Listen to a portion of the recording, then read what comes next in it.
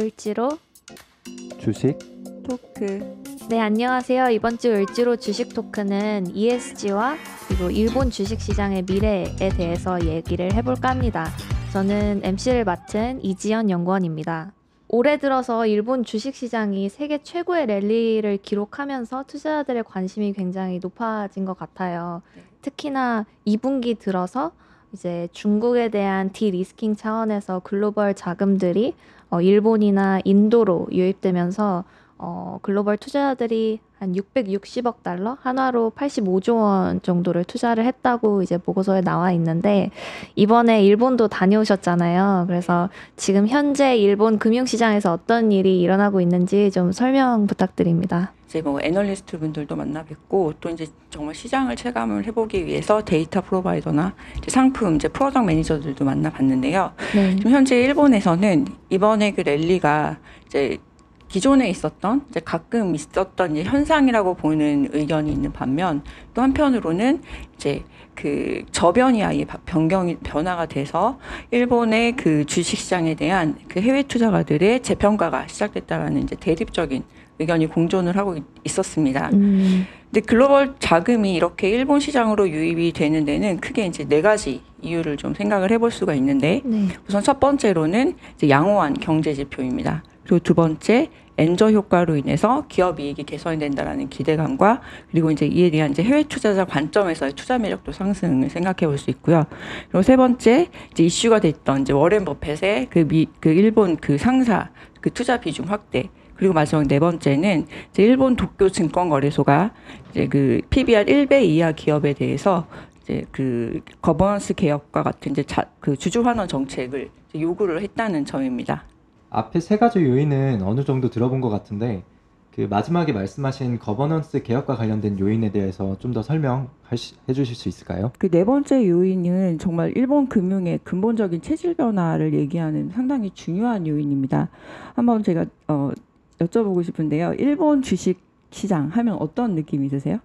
일본 기업들은 내실은 되게 좋은데 그에 비해서 주가가 좀 저평가되는 그런 네, 느낌이 네. 드는 것 같습니다. 네, 맞습니다. 그러니까 상당히 이제 무겁다는 느낌이 이제 일본 시장 전반적인 느낌인데요. 이제 그 얘기는 기업들이 사실은 마켓 밸류에 상당히 그동안 관심이 없었습니다. 그래서 이제 PBR 1배 이하의 기업이 기업 비중이 상당히 높은 게 일본의 특징이었습니다. 예를 들어서 이제 S&P 500 같은 경우는 이제 PBR 1배 이하 기업의 비중이 한 3%, 그리고 이제 유럽 같은 경우에 이제 스톡스 600의 경우에는 약 18%. 그런데 반해서 일본 같은 경우에 토픽스 500에서는 43%로 그 비중이 상당히 높은 상황입니다. 이 PBR 1배 이하가 그 의미하는 바는 기업의 수익성이나 이 성장성이 사실은 시장에서 평가가 되고 있지 않다라는 것을 의미를 하는 건데요. 그렇다는 얘기는 이제 기업이 투자가의 관점을 반영하지 않고 기업을 경영하고 있을 경우에 이제 주로 발생을 할 수가 있습니다. 이랬던 일본 기업들이 이제 투자자 관점을 중시하고, 그리고 중장기적인 기업 가치 향상, 즉 마켓 밸류인 시장 가치, 여기서 기업 가치라는 거는 기존의 이제 북 밸류가 아니라 이제 마켓 밸류인 시장 가치 향상을 위해서 투자가와 지속 가능한 이슈, ESG 이슈를 중심으로 적극적으로 대화를 할 자세를 갖게 되었고요. 그리고 투자가 또한 단기적인 수익 창출이 아니라 이제 투자한 기업에 대해서 그 기업의 중장기적인 기업 가치 향상을 위해서 이런 지속 가능 이슈를 중심으로 적극적인 대화를 하는 인게이지먼트에 이제 임하게 되었습니다. 즉 금융 생태계를 구성을 하는 기업과 투자가 주 양측이 이제 아예 근본적으로 이제 바라보는 관점이나 임하는 자세, 체질이 변화했다는 것을 의미합니다. 그러면 이게 ESG랑 어떻게 연관이 있는지 그 관련성을 조금 더 부연 설명해 주시면 좋을 것 같아요. 주주 관점이 반영된 이제 기업 경영을 한다는 것은 사실 매우 투자관 입장에서도 상당히 중요한 얘기인데요. 이제 시대가 상당히 변하면서 기업의 외부를 둘러싼 이제 외부성이 상당히 또 영향이 증가하게 되면서 이제 기업이 환경과 사회와 주고받는 임팩이 계속 증대를 하고, 또 그 임팩이 기업 가치에 미치는 비중이 높아지고 있습니다. 그래서 그 결과 기업 가치에서 기존의 그 재무제표에서 표현되지 않았던 무형자산의 가치가 차지하는 비중이 높아지고 있고요. 네. 실질적으로 약 한 1990년대에는 부터 해서 그 무형자산이 유형자산의 비중을 뛰어넘게 되고 현재는 약 90%에 달한다고 합니다. 근데 이러한 상황을 고려할 때 기업을 경영하는 경영자 입장에서는 이제 기업의 본연의 비즈니스와 관련된 이제 환경과 사회 요소에 를 활용을 해서 지속 가능한 수익을 창출을 할 수 있도록 경영을 해야 되겠죠. 근데 이것이 이제 ESG 경영이라는 겁니다. 즉 약간 착한 기업이라는 의미랑은 조금 거리가 있다는 것에 저희는 이제 주의를 할 필요가 있고요. 이때 이제 거버넌스라는 것은 이 모든 의사결정들을 합리적으로 할 수 있도록 이제 조직과 할 수 있는 조직과 체계를 말을 하는데 종종 이제 지배구조로 이제 좀 오해를 받을 경우도 있지만 사실 그것보다 좀 더 광의의 의미와 전문적인 의미를 포함을 하고 있습니다. 그래서 거버넌스는 기업의 체질을 결정하는 가장 중요한 요소로서 동시에 이제 중장기적인 투자 수익을 기대하는 투자가에게도 무엇보다 중요한 이제 요소입니다. 그래서 기업이 높은 수준의 거버넌스를 이제 거버넌스 체계를 구축한다는 것은 투자가와 중장기적인 기업 가치 향상을 위해서 지속 가능성 이슈에 대해서 이제 적극적으로 논의할 능력과 그리고 체계, 그리고 문화를 갖추고 있다는 것을 의미하고 이제 투자가와 함께 기업 가치를 올리겠다라는 이제 그 목적을 가졌다는 얘기입니다. 그래서 일본은 이러한 체계를 구축하기 위해서 2013년부터 지금까지 약 10년에 걸쳐서 이제 투자가들을 위한 가이드라인이라는 스튜어드십 코드와 그리고 기업을 위한 가이드라인 거버넌스 코드라는 양대 축으로 지속 가능 금융 생태계를 구축했고 이제 그것을 실행하는 단계에 다다랐습니다.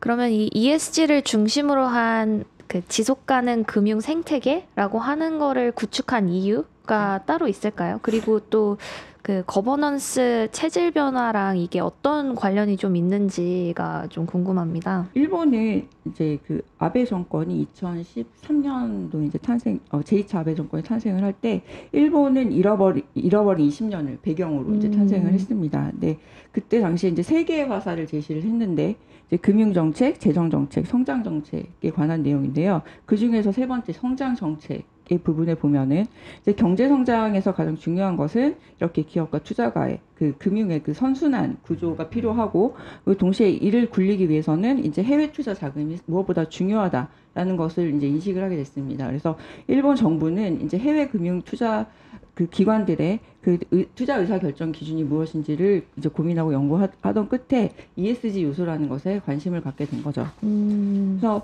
뭐 들어보셨겠지만 이제 UNPRI라는 것이 있습니다. 2006년도에 설립이 됐는데 이제 주로 이제 에셋 오너와 에셋 매니저들이 책임 투자를 선언한 그런 네트워크입니다.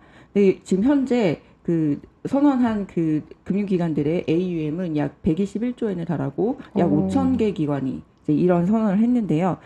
한 6개의 선언문이 있습니다. 근데 그 중에서 1번이 우리는 모든 투자 의사결정 과정에 ESG 요소를 반영한다라고 선언을 하고 있습니다. 그러니까 즉 ESG 요소에 따라서 이 그 금융기관들은 기업 가치를 평가를 하고 그리고 이제 투자 의사결정을 한다는 얘기인데요.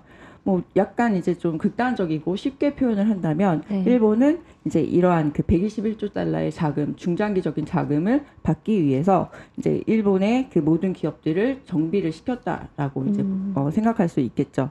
그리고 일본의 ESG 투자는 2015년도에 일본 그 금융 생태계 최상단에 위치한 작년 기준으로 AUM 약 200조엔의 글로벌 최대 연기금인 GPIF, Government Pension Investment Fund라는 우리나라의 국민연금에 해당되는 이제 그 펀드가 PRI를 선언을 하면서 본격적으로 시작을 했습니다.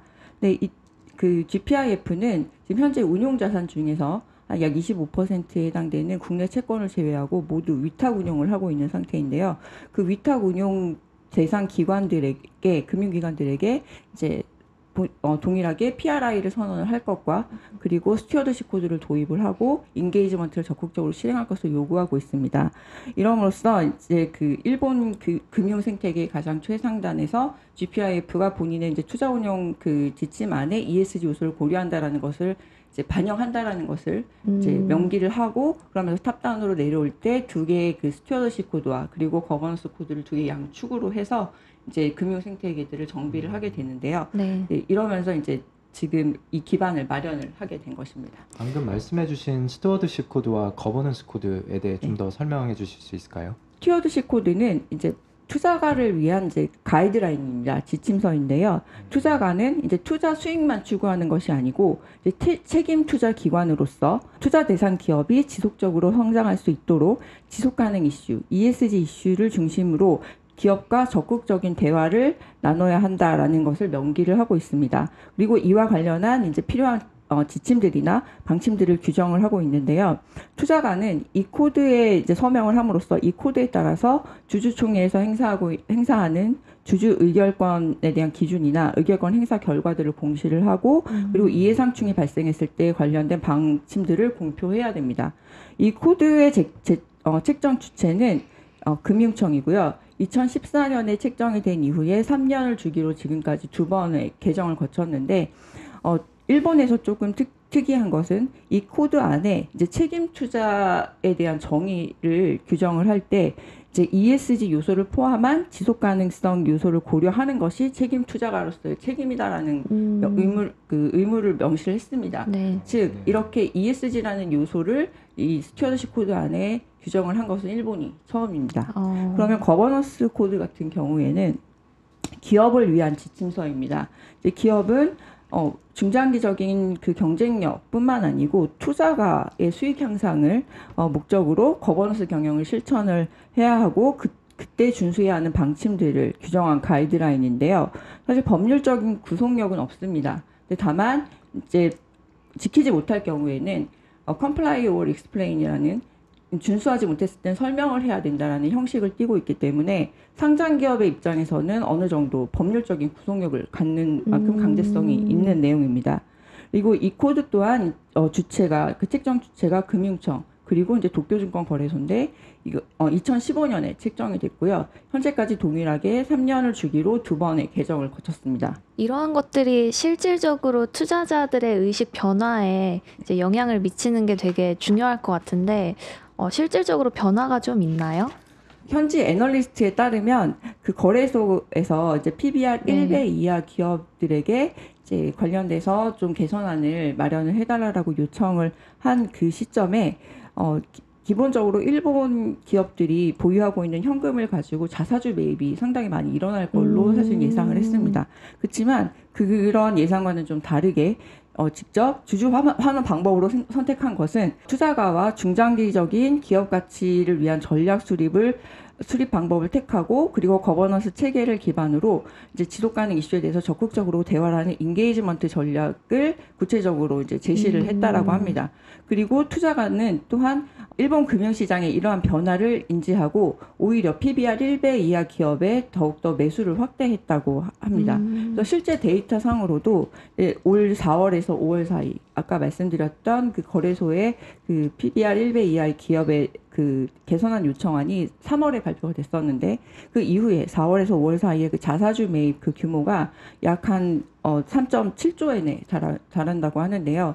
이는 지난 한 5년 동안의 평균 2.5조 엔보다는 상회를 하는 그 이상의 규모입니다. 그렇지만 반면에 작년에 2022년에 있었던 4월에서 5월 사이에 자사주 매입을 위해 설정됐던 규모가 약 4.2조 엔이라면 그것보다는 사실은 하회를 했는데요.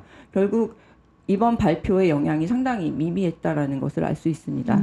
그런데 반면에 이제 투자가들의 그 PBR 1배 이하에 대한 그 투자 자금, 즉 펀드 설정 금액은 이제 지금 2018년 이후에 최대치를 기록을 했다라고 합니다. 네. 그리고 이건 약간 국내적인 모습이고 또 하나는 제가 이번에 이제 방문을 했을 때 저희 그 일본 현지 애널리스트 분께서 직접 이제 해외 기관들을 방문을 하시면서 질문을 오히려 하셨다고 합니다. 왜 이렇게 일본을 많이 사시는지. 근데 그때 들었던 이야기가 이제 거버넌스 개혁이 어느 정도 이제 기반이 마련되었다고 생각을 하고 오히려 이 거버넌스 평가가 개선이 되면서 나오는 알파를 기대를 한다라고 얘기를 했다고 하는 거죠. 그러니까 거버넌스와 기업 가치와의 관계를 어느 정도 입증을 할 수 있다라고 볼 수도 있는데요. 그래서 이제 그 이야기를 듣고 제가 한번 데이터를 조금 분석을 해봤습니다. 아, 네네. 그래서 이제 최근에 한 3년 정도 사이에 이제 외국인 투자 비중이 이제 높아졌던 기업 30개를 우선은 뽑았고, 네. 그 기업들의 이제 거버넌스 점수를 옆에 이제 MSCI 점수를 저희를 사용을 하고 있는데, 거기서 2021년과 2022년에 이제 점수를 놓고 이제 그 외국인 투자 비중이 가장 높은 순서대로 이제 얘를 정렬을 시킨 다음에 그 5개 포트폴리오로 나눠봤습니다. Q5 포트폴리오는 이제 가장 그 외국인 투자 비중이 높아진 기업들이 속한 포트폴리오이고, Q1 포트폴리오는 이 30개 중에서는 그래도 가장 낮은, 그러니까 비중이 적게 움직였던 포트폴리오인데요. 이 Q5 포트폴리오에서 해외 투자가의 그 말씀대로 정말 이 Q5 포트폴리오에서는 PBR이 상당히 낮았고, 그리고 거버넌스 점수도 현재 거버넌스 점수가 상당히 낮았습니다. 물론 해외 투자가들이 MSCI 점수를 보고 투자를 하지는 않았겠죠. 네. 그렇지만 이제 일본 시장 내에서 이러한 그 뭔가 ESG 관점, 그러니까 기존의 그런 그 금융 분석 관점이 아닌 다른 분석의 관점으로 볼 때도 시장의 데이터들을 해석을 할 수 있게 되었다는 게 저는 그 체질 변화 중에 하나라고 생각을 합니다. 뭔가 기존과는 다른 새로운 관점에서 시장 상황을 분석할 수 있다는 점이 흥미롭네요. 네. 그래서 그 전통적인 이제 시장 분석 방법으로는 사실은 좀처럼 인식하기 어려웠던 이제 비재무적인 부분, 그리고 미재무적인 이러한 기업과 금융의 체질 변화는 사실 ESG 분석을 통해서 그 시그널들을 확인할 수가 있습니다. 그래서 일본은 지난 10년 동안 이러한 기준들을 가지고 기업을 정비를 하고, 그리고 선진 금융기관들은 일본의 이러한 변화들을 이제 확인을 한 다음 지금 이러한 그 분석에 기반으로 한 알파 찾기를 시작을 하고 있는 걸로 보입니다. 저는 뭔가 이번 세션을 통해서 되게 ESG에 대해서 공부도 좀 된 것 같고요. 또 일본 금융시장을 ESG 관점에서 바라봤을 때 되게 새로운 부분도 많이 느꼈던 것 같습니다. 창민 그 연구원님 어떠셨어요? 네, 저도 아까 말씀드렸듯이 이제 기존의 시장에 나와 있는 어떤 지배적인 분석은 아니지만 ESG라는 새로운 틀로 같은 시장 상황을 이렇게 다르게 분석할 수 있다는 점이 되게 새로웠던 것 같습니다. 이제 앞으로 좀 자주 나오셔서 ESG 공부 좀 같이 할 수 있으면 좋을 것 같습니다. 네, 알겠습니다. 네. 자주 불러주세요. 네. 저 그러면 이번 을지로 주식 토크는 마무리하도록 하겠습니다. 다음 주에 뵐게요. 을지로 주식 토크.